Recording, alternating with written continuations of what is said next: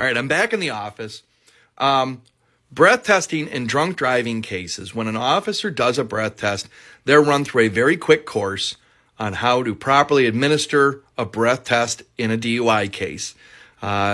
Mainly, it covers how to properly read implied consent rights to the subject before they consent to the test, which would be chemical test rates in Michigan. How to look in the subject's mouth, enter the information on the machine that they're using, and then telling the subject to blow long and steady into the machine. They're supposed to ensure that for 15 minutes, the subject does not eat, drink, smoke, regurgitate, or place anything in their mouth.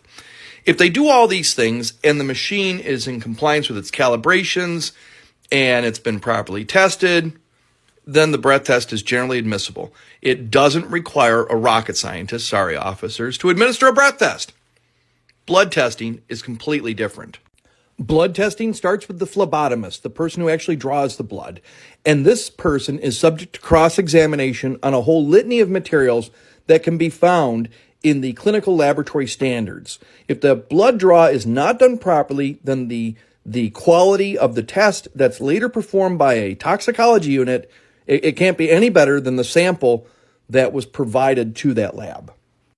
Blood is drawn into a specific type of blood tube that contains sodium fluoride as a preservative and potassium oxalate that keeps it in liquid fashion. That is then sent off to the Michigan State Police in our state for further analysis. And yes, you heard me right. It's sent through the regular U.S. mail. It's not refrigerated. It's just sent off. There's a photograph of one of their typical cardboard boxes. Now, I often tease the toxicologists from Lansing. It took a week or two for the sample to get to you. What's the first thing that you did when you got it? Well, we refrigerated it. Because if you leave milk out for 14 days, it's a good idea to put it in the refrigerator before you have a glass, right? Ultimately, the Michigan State Police Toxicology Unit wants to produce something that looks like this. This is a gas chromatogram.